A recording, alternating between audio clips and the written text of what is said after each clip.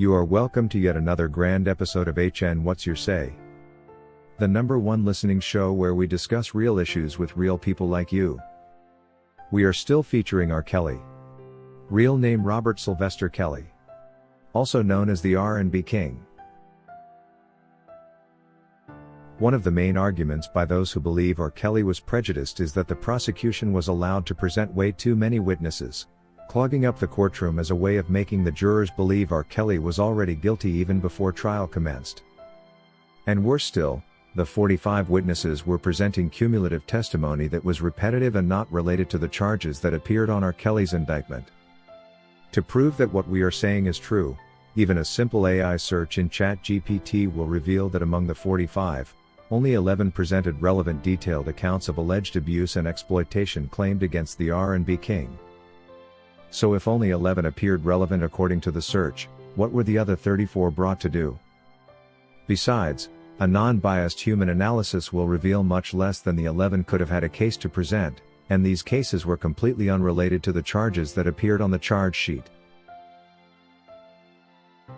While the concept of maximum number of witnesses may vary depending on the jurisdiction and specifics of the case, generally in legal proceedings, the number of witnesses is balanced to ensure a fair trial along certain key considerations. The first being relevance, to suggest that witnesses must present only relevant testimony that is related to the case, and that irrelevant witnesses must be excluded.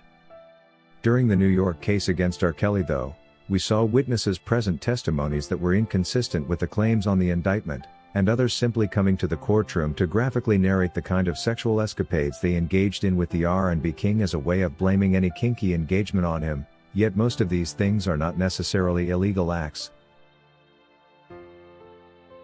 Like we mentioned earlier, court may also limit witnesses if their testimony is simply cumulative and repetitive. The description of their sexual engagements with R. Kelly and how they did it was something every witness did, even if the descriptions did not necessarily indicate abuse or anything out of order. Mentioning matters to do with R. Kelly's sexual orientation, for example, in a country that guarantees freedom of choice in that area, was way out of order, yet many witnesses used it to cause jurors who feel otherwise about this to prejudice him as a wrong element. This is comparable to reminding a panel of blind racist white judges that the defendant is a descendant of black origin. This automatically reduces the chances of defendant getting a fair trial and is therefore an act of utter prejudice. During the New York case, not only did we see a humongous number of prosecution witnesses presented against R. Kelly, but we also noted that most of them were not just making baseless and cumulative claims of physical and emotional abuse that were irrelevant, but also telling lies right under the radar that would see some get caught, and most disturbingly while under oath. It is still a mystery how court would allow an obviously fake prosecution witness who has told lies in court before to return to the stand and again tell even more lies against the R&B King. What's even more weird was that even after this information had been made public, she again returned during the Chicago trial with the hope that this non-credible witness would help government implicate R. Kelly to have obstructed justice. Thankfully, even with this level of prejudice coupled with impunity, R. Kelly still managed to beat the obstruction charges.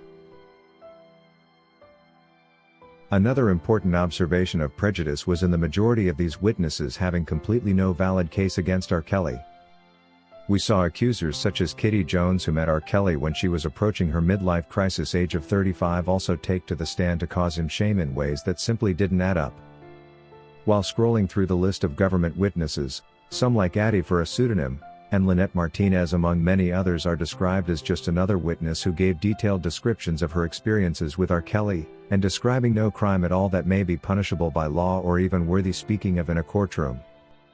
Meanwhile, we haven't discussed the other out-of-court avenues that were equally used to prejudice the R&B King, such as the media productions by Lifetime Television sponsored by Sony, and through the endless media appearances made by these accusers.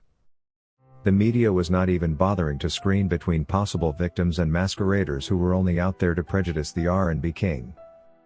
Sincerely, why would individuals such as ex-wife Andrea Kelly be given a platform to speak ill of the R&B King and father of her children? Where did she even get the moral authority? We saw the likes of Ashanti McGee, who also met R. Kelly when she was around 35 years old, and she too was given plenty airtime to play a victim and make believe she was abused by R. Kelly.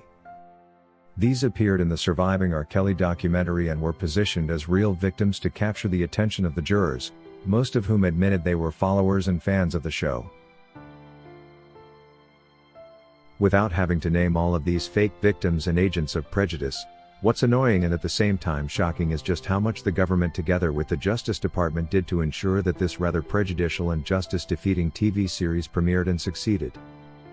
Even knowing that this kind of case publicity impedes justice, especially for celebrity defendants, government and court worked together to lock up anyone who tried to stop the premiering, and until today, they want R. Kelly to pay a fine of $10 million as compensation for allegedly scaring the women who acted this infamous TV series. Looking as the way the government and their court counterparts were always ready to welcome all kinds of witnesses, I believe if Joycelyn Savage too had decided to act malicious and avail herself as a government witness, even if she was actually 18 when she met R. Kelly, she would have quickly become yet another lead prosecution witness, and she would have caused so much legal damage to R. Kelly. It appears for the trial court, as long as someone decided to say anything negative against R. Kelly, they were always considered right without reason. And those who gave pro-R. Kelly testimonies, such as Diana Copeland and a former intern, were always wrong no matter what. It looks like being right to the judges and jury was largely about what side one was on. According to Judith Mason.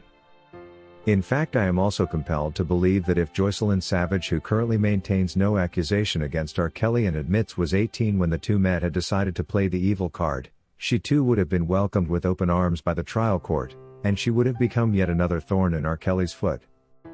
After all, they didn't have to prove anything they said. Everything that came out of their mouths was believed by default. And this is how innocent people end up wrongfully convicted and in prison for life. And this reveals the battle ahead if R. Kelly must reverse this wrongful conviction. If you wish to take part in a live interview on this channel discussing any of these topics, let us know by emailing us on sashahnnewsroom@gmail.com for scheduling. That is all we had for you today on HN What's Your Say. To keep updated whenever we post a new video, subscribe to this channel now. Also remember to hit the bell icon and enable notifications. And feel free to share your opinions with us in the comment section below, and let us know if you would like us to publish your views in our next release. We value all our subscribers' opinions.